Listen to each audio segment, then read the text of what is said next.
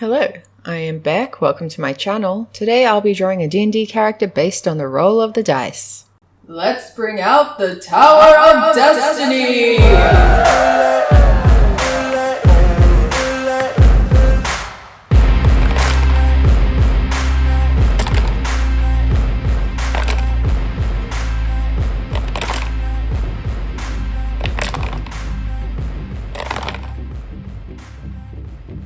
So we have a Plasmoid Barbarian, which was a lot of fun to draw, and I am furious because after the sketching phase, I didn't so much get the screen grab recording of what I was doing. So it will cut from you being able to see each line that I draw to more of a time lapse that Procreate lets you do a time lapse. It's not the greatest footage, but it's better than nothing, which is what it would have been if that wasn't a feature. So sorry about that, but transitioning back into what I was talking about, Plasmoid Barbarians. We've talked about barbarians before. What is a plasmoid?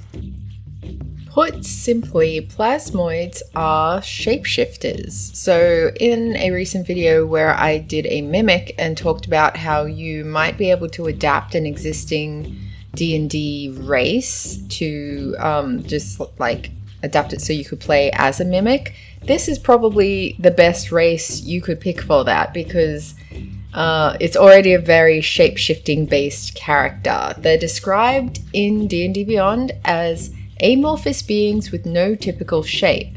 In the presence of other folk, they adopt a similar shape, but there's little chance of mistaking a plasmoid for anything else.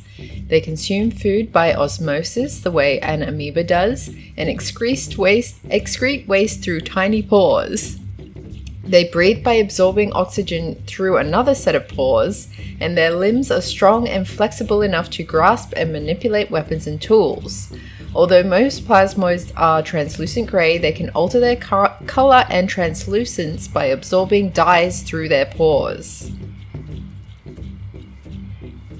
So apparently, plasmoids don't have internal organs of the usual type either. Their bodies are composed of cells, fibres, plasma-like ooze, and clusters of nerves. So the nerves enable them to detect light, heat, texture, sound, pain, all that kind of stuff. And so they can see, but they don't necessarily see with eyeballs, which could make the gameplay a lot of fun and very interesting. They can apparently also stiffen the outer layer of their body to maintain a human-like shape so they can wear clothing and accessories. And apparently they speak by forcing air out of a tubular cavity that constricts to produce sound. Sorry, I read that sentence weirdly. They speak by forcing air out of tubular cavities, plural, that constrict to produce sound. So similar to our vocal cords, I suppose. They're mimicking that, but they would probably sound kind of strange without teeth or tongue. So if you were role-playing as this character, you might want to practice your own strange way of speaking. Or perhaps not speak at all and think of different creative ways you might communicate with the rest of your group without using verbal communication. It also says when plasmoids sleep, they lose their rigidity and spread out, and thus are sometimes mistaken for rock or some other feature of the environment. So yeah, then in their natural shape, they're a bit more of a blob. Obviously, it's a bit more interesting to draw a person-shaped one, but I took a little bit of artistic creativity with that as well. Now, in terms of the traits for a plasmoid, unlike most races that are humanoid in creature type, this creature type is classified as ooze, which I think is pretty interesting. I don't know if it doesn't really have any mechanical effect on that, except for when there are spells or certain moves that only affect certain types. So if you're an ooze type, it would probably affect you differently than if you're a humanoid type, or any other, like say that another type would be Fae, so like fairy type, where you know, you would be probably immune to a lot more spells, or at least have resistance, or things like that.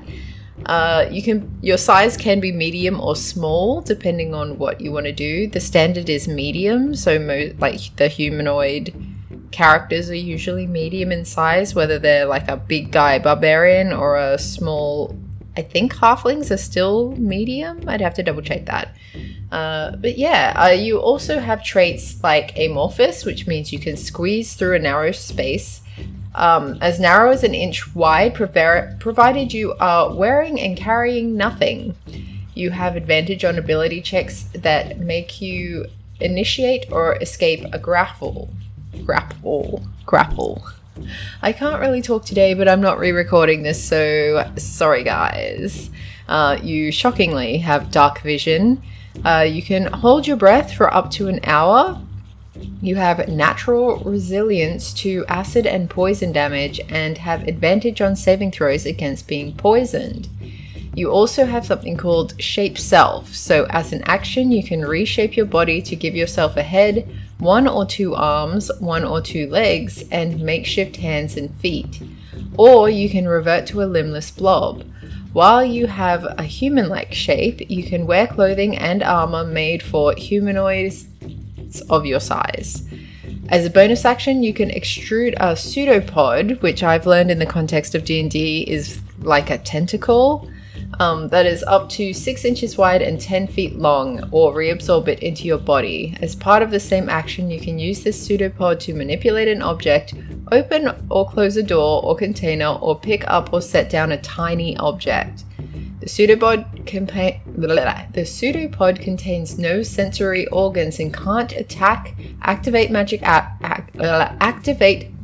items, or lift more than 10 pounds. So to me, it seems a little bit like the pseudopod arm acts similarly to Mage Hand spell, except it can't go further away than, 10 feet. So it has to be within 10 feet of you. So when we add Barbarian to this Plasmoid's traits or features, because you have class features and racial traits, I guess to keep them different in your mind. Barbarians are fighter types, for those who are not familiar, and they're big and strong. They're the strong ones in a fight. They usually are quite reckless in their attacks. In fact, I think that's one of their class features. It's something called Reckless Attack, where you throw aside all concern for defense to attack with fierce desperation. When you make your first attack on your turn, you decide to attack recklessly, and that will give you advantage on melee weapon attack rolls using strength during this turn, but attack rolls against you have advantage until your next turn. So it kind of balances out in a weird way, but it lets you pack a bigger wallop, I suppose.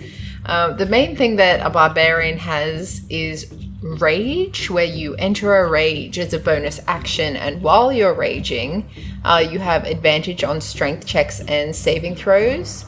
When you make a melee weapon attack using strength, you gain bonus to the damage roll that increases as you gain levels as a barbarian, so the exact amount of bonus changes. You have resistance to bludgeoning, piercing, and slashing damage, which means when you have resistance to something, any damage that you get hit with is halved. So if you're in a fight where you're hitting someone with an axe or a hammer or something, and they're hitting you back with anything that does bludgeoning, piercing, or slashing damage, which is a lot of stuff, a lot of weapons, their damage is halved against you. So that's a good thing to have in a fight. If you are able to cast spells, however, you can't cast them or concentrate on them while you're raging. So if I happen to know someone who is a multi-class wizard and barbarian. Sometimes he has to choose between being able to cast spells or being in a rage. So there's a little bit more strategy to the combat in that case, especially if he's cast a spell that requires concentration, something that needs to last for a minute in combat. And a minute in combat is 6 turns. So, no, it's 10 turns because it's 6 seconds per turn. Yeah, so that a minute lasts a long time in the context of a combat scene, I guess you'd call it, in D&D. So yeah, it's interesting, but it's really good to have when you know that you'll be doing hand-to-hand combat. You want to go into a rage straight away. We've also got something called unarmored defense. So while you're not wearing any armor, your armor class equals 10 plus your dex modifier plus your constitution modifier. And you can use a shield and still gain this benefit. So I thought that worked really well with this Plasmoid not wearing armor. I decided I just wanted him to have a mask on his face that would be more so people felt less uncomfortable talking to him and dealing with him. And it's got nothing to do with like actual defense. It's just aesthetic. It's just to make other people feel comfortable. So that's him. Oh, there's so many other barbarian class features. I'm not going to read through all of them right now because some of them only come into effect at like 13th, 15th, 17th, 18th level, like really high levels. So you can have a look at them on D&D Beyond if you're interested, but there's a lot of cool stuff about being a barbarian. If we have a quick look at the abilities that we've rolled here, or that I've rolled here, you had nothing to do with it, how dare you. I see that he has the +1 to charisma, which is why I wanted him to be a little bit considerate of other people's feelings. I expect, though, that any kind of charisma check he's doing would be more of an intimidation roll, because I can't imagine he'd be terribly suave. Not being able to talk properly, or I say properly, but like just making like bubbly voices. I don't know that he'd be picking up the ladies, let's say. He's got a +3 to wisdom and intelligence, so he's got excellent memory, excellent ability to read people. And I think probably a lot of that would come from, he doesn't have eyeballs per se, but he can perceive the entire world from like all around him. He perceives the world differently to most people, but that doesn't mean that he doesn't pick up on all the nuances of people's expressions and being able to remember where you are or remember where things are, because the way that his perception would be 360, it would be all around him all the time. And however his mind works, he's got the ability to remember things perfectly. So he has a 360 view detail in all of his memories. His constitution is -1, which is interesting given that he has, better than average, just racially, constitution. So he's resistant to being poisoned and things like that. But I suspect maybe this constitution has more to do with getting weary from holding his shape for so long. I think he's maybe more worried about freaking people out than being comfortable. So when he really should revert to his blob form, maybe for personal comfort, he just chooses not to. Then we have Dex, which is just average. So even though he can change his shape, I don't think he uses it to like pick locks or pickpockets or anything like that. I think he's pretty stand up, but not even morally, just like his fingers probably aren't, when he makes fingers, that dexterous. And oh no, I'm running out of time. The other one, what was the other score that we had? Strength is +3 because he's a barbarian and he likes to hit things with a big old hammer. Okay, you get it. This video was a travesty, and I'm sorry, but you're welcome. Thanks for watching. I'll see you next week. Hopefully things will be better then. Okay, bye.